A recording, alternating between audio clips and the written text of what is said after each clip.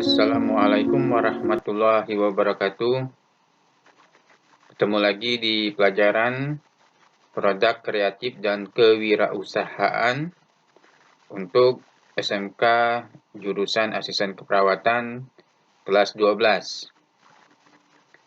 Materi pada kali ini adalah tentang pengujian produk. Kenapa pengujian produk ini harus kita bahas? Karena pengujian produk ini memiliki peranan yang penting, baik bagi konsumen maupun bagi produsen. Bagi konsumen, pengujian produk merupakan langkah awal dalam kegiatan perlindungan terhadap konsumen. Sedangkan bagi produsen, pengujian produk ini menjadi bukti bahwa mereka adalah perusahaan yang kredibel. Selain itu, pengujian produk juga dapat digunakan sebagai bahan evaluasi kelayakan suatu produk. Pengujian produk merupakan bagian dari aspek pengembangan produk itu sendiri, di mana pengujian produk juga dapat berfungsi sebagai alat untuk mengetahui kelayakan produk tersebut di mata konsumen. Lebih lanjut, pengujian produk ini dilakukan karena produsen ingin mengetahui nilai dan daya guna barang tersebut sebelum dilempar ke pasaran. Pengujian produk adalah suatu strategi untuk meningkatkan aspek perlindungan konsumen serta merupakan tonggak awal datangnya era konsumsi modern. Pengujian produk dapat dilakukan oleh pembuat produk yang bekerja sama dengan peneliti independen atau peneliti yang ditunjuk oleh pemerintah. Kemudian, pengujian produk memakai dasar metode pengujian ilmiah. Namun, ada pula beberapa pihak yang melakukan pengujian produk dengan metode ciptaannya sendiri demi memenuhi kriteria tertentu. Dalam tes perbandingan, dua sampel produk yang sama atau lebih menjadi objek eksperimen dalam suatu kondisi yang sama. Jadi, tujuan pengujian produk yang pertama adalah untuk memastikan bahwa persyaratan spesifikasi, regulasi, dan kontrak produk ini dapat terpenuhi. Yang kedua, memutuskan apakah produk tersebut sudah berjalan di jalur yang semestinya. Yang ketiga, alat demonstrasi produk. Yang keempat, menetapkan kesesuaian produk terhadap penggunaan akhir. Yang kelima, menyediakan dasar komunikasi teknik suatu produk. Yang keenam, menyediakan informasi perbandingan dengan produk-produk yang lain. Yang ketujuh, upaya untuk menciptakan produk yang bisa dipertanggungjawabkan secara hukum. Yang kedelapan, untuk membantu pemecahan masalah terhadap kendala produk. Yang kesembilan, menentukan potensi penghematan dalam produksi suatu produk.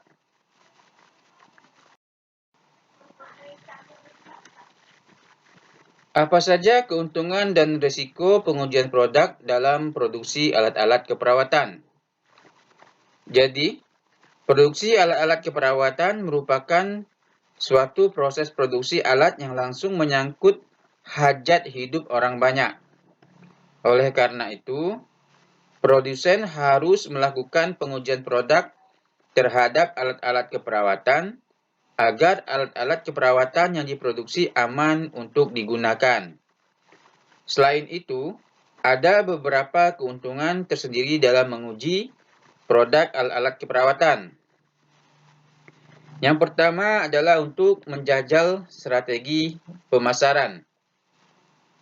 Jika produsen alat-alat keperawatan hanya menjual satu produk saja, misalnya hanya memproduksi perban, maka perusahaan tersebut akan mengalami masalah dalam aspek pemasaran. Ini disebabkan karena setiap perawat memiliki standar dan selera sendiri dalam memilih merek perban yang mereka kira aman digunakan. Dengan adanya pengujian produk, kita bisa mengetahui strategi pemasaran yang bisa diterapkan. Kemudian, produsen alat-alat keperawatan bisa membuang fitur-fitur yang tidak dibutuhkan oleh konsumen, yang dalam hal ini adalah perawat, sehingga bisa menghemat biaya produksi. Selain itu, produsen alat-alat keperawatan mengetahui perawat jenis apa yang bisa dijadikan sasaran penjualan. Yang kedua, keuntungannya adalah memberikan informasi mengenai produk. Jadi, dengan melakukan pengujian produk, perusahaan produsen alat-alat keperawatan akan mendapatkan masukan dari para perawat mengenai produk yang akan diluncurkan. Mengapa demikian? Karena perawat adalah pihak yang paling dekat dengan masyarakat umum. Perawat adalah pihak yang langsung terjun berurusan dengan pasien. Jadi, jika melakukan diskusi dengan para perawat setelah pengujian, perusahaan biasanya bisa mendapatkan ide-ide baru tentang fitur apa saja yang mungkin menambah keamanan dan kenyamanan pasien. Yang ketiga, keuntungannya adalah sebagai upaya untuk mengatur strategi merek. Para perawat yang membeli produk alat keperawatan karena produsen tersebut memiliki merek yang terkenal atau memiliki reputasi dalam aspek keamanan dan kenyamanan produk. Dengan melakukan pengujian produk, perusahaan bisa mengetahui persepsi alat-alat keperawatan dalam kaitannya dengan keamanan dan kenyamanannya jika digunakan kepada pasien.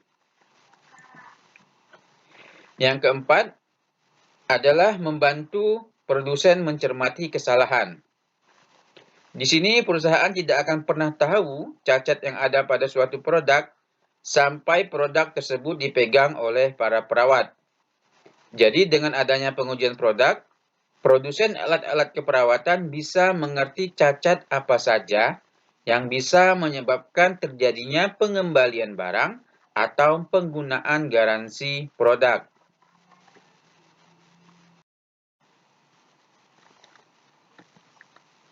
Selanjutnya, pihak-pihak yang berperan dalam pengujian produk alat keperawatan. Yang pertama adalah pemerintah. Peran umum yang dilakukan pemerintah dalam pengujian produk alat-alat keperawatan adalah menetapkan hukum yang menyatakan kewajiban produsen untuk menjelaskan dan menjamin keamanan produknya. Dalam kaitannya, maka pemerintah menetapkan dalam suatu undang-undang. Dalam hal ini ditetapkan dengan Undang-Undang Nomor 36 Tahun 2009 tentang alat-alat kesehatan. Hukum yang dibuat oleh pemerintah mengenai pengujian produk adalah hukum tertinggi dan bersifat mengikat.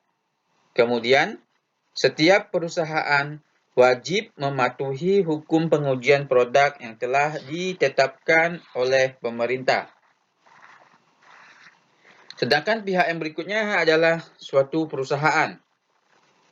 Jadi peran perusahaan dalam pengujian produk adalah menyediakan produk dan layanan yang sesuai dengan standar perusahaan. Biasanya standar yang diterapkan adalah standar fakultatif. Artinya, perusahaan tersebut menetapkan aturan untuk dirinya sendiri dan juga menetapkan standar wajib atau standar yang dikeluarkan oleh pemerintah. Contohnya, perusahaan alat keperawatan melakukan kerjasama dengan peneliti dari Universitas A untuk melakukan pengujian produk terhadap alat-alat keperawatan.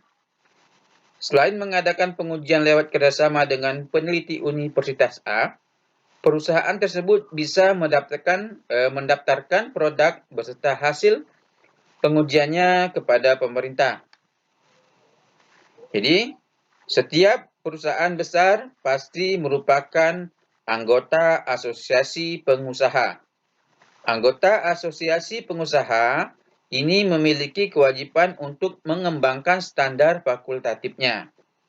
Selain itu, anggota asosiasi pengusaha juga harus memfasilitasi terjadinya pengujian kesesuaian dan sertifikasi agar suatu produk memenuhi kriteria tertentu.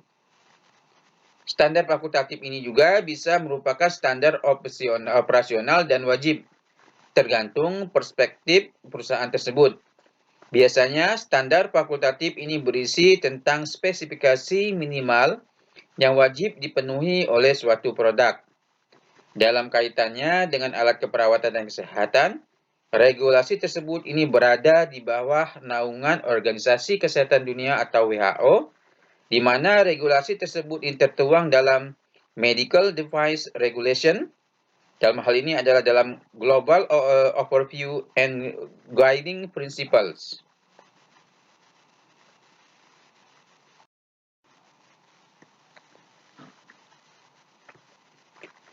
Apa saja peran organisasi konsumen dalam pengujian produk?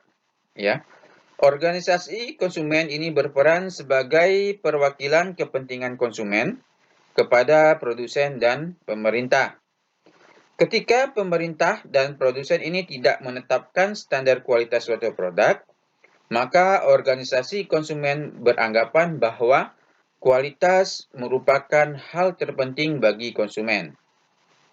Sejarah organisasi konsumen ini berkaitan erat dengan pergerakan konsumen di Amerika Serikat yang menjadi pionir dalam praktek pengujian produk. Pada awalnya, organisasi konsumen hanya ingin mengetahui bahwa produk yang dibuat oleh produsen memenuhi standar keamanan. Namun, lambat laun fokus organisasi konsumen tersebut beralih ke standar kualitas produk. Oleh karena itu, praktik pengujian perbandingan pun ini dicanangkan. Pengujian perbandingan menghasilkan informasi bandingan yang bisa membuat konsumen percaya bahwa produk pilihannya adalah produk yang lebih baik dibandingkan dengan produk yang lain. Akan tetapi, dalam perspektif produsen, informasi bandingan ini bisa menjadi senjata untuk menarik konsumen agar mau memilih produknya. Meskipun informasi bandingan tersebut tidak terlalu penting bagi konsumen, informasi yang detail dan lengkap tentang hasil pengujian produk akan menjadi bahan acuan bagi konsumen untuk memilih suatu produk.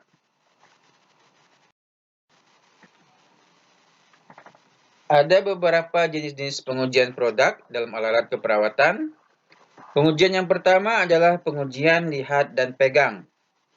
Pengujian ini digunakan untuk menguji aspek visual dan tekstur suatu produk. Selain itu, pengujian lihat dan pegang ini digunakan apabila suatu produk tidak akan melalui pengujian yang lebih lanjut. Contohnya, dilakukan pengujian lihat dan pegang pada produk stetoskop agar dapat diketahui apakah stetoskop tersebut memiliki masalah dalam kenampakan produk dan fungsi produknya, yaitu mendengarkan suara organ dalam pasien. Pengujian kedua adalah tes penggunaan. Dalam tes penggunaan, konsumen akan diberikan suatu produk untuk digunakan sebagai sampel. Nantinya, produk tersebut akan dipakai konsumen untuk pemakaian sehari-hari dalam jangka waktu tertentu. Contohnya, produsen alat kesehatan untuk produk perban meminta 30 perawat terpilih untuk menggunakan produknya dalam rentang waktu 30 hari. Setelah 30 hari, para perawat tersebut ditanya tentang tanggapan konsumen atas perban tersebut dan bagaimana saja yang perlu mengalami bagian mana saja yang perlu mengalami perkembangan.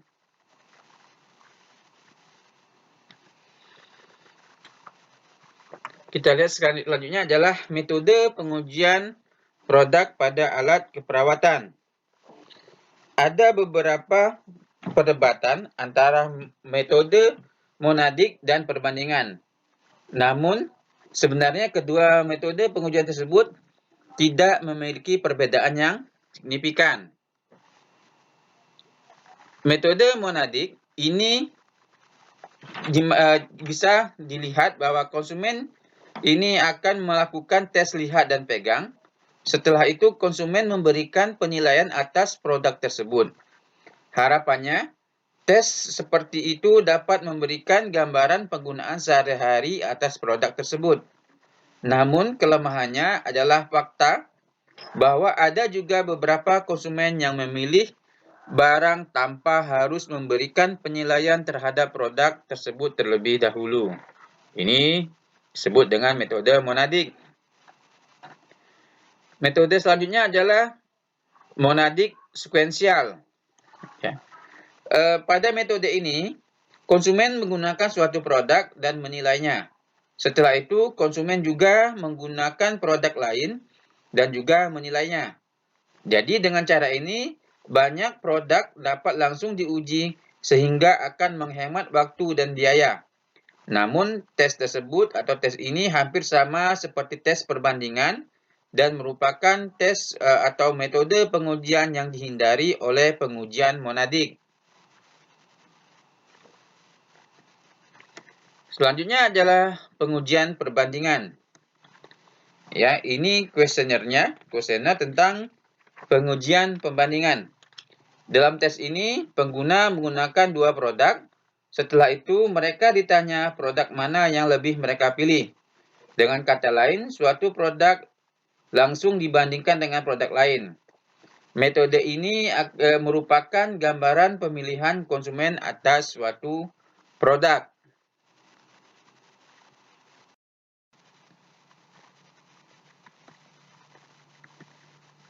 Itu saja dulu materi kali ini. Terima kasih atas perhatiannya. Sampai ketemu lagi nanti di materi selanjutnya tentang standarisasi dalam kaitannya dengan pengujian produk alat-alat keperawatan.